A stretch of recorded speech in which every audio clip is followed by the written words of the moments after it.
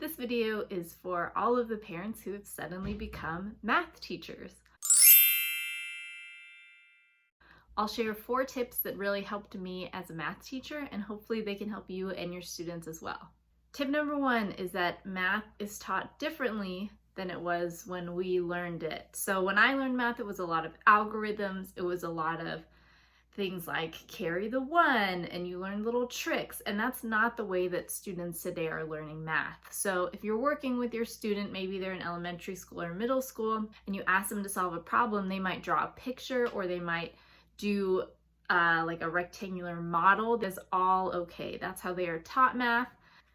It's okay. Let them do it.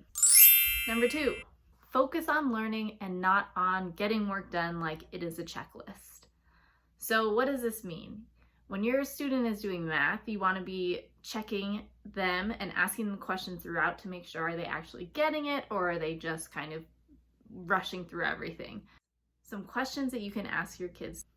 How did you find your answer? This is a great question that's going to get kids to really elaborate on their thinking and explain more about how they found their answer, not just what the answer is. A huge thing, especially in middle school, is what's called reasonableness. So does your answer make sense? Another question you could ask is, could you solve it a different way? Number 3, if they're stuck, figure out why.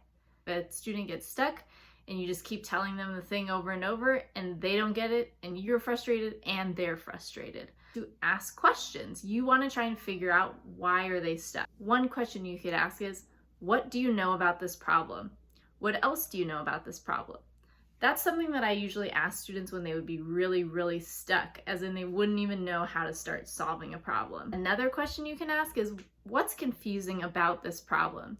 What you think is confusing might not be confusing to them, and what they think is confusing might not be confusing to you. So sometimes you can figure it out just by asking. The last one, if your student is solving a problem and you can look at their work and see where they made a mistake, rather than just point out the mistake, you can give them a hint. Say something like, I see that there's an error in this area or this part of the problem. Can you find what it is? This helps kids to be able to find their own mistake.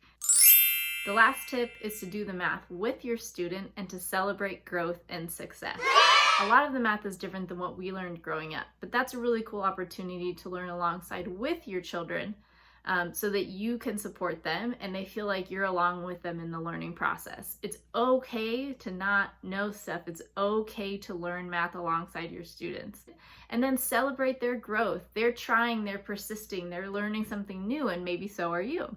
So you can celebrate that. You could have an end of the week party, like a math party with your kids, and use stickers. Kids and adults love stickers. That's it for today. I hope these were helpful.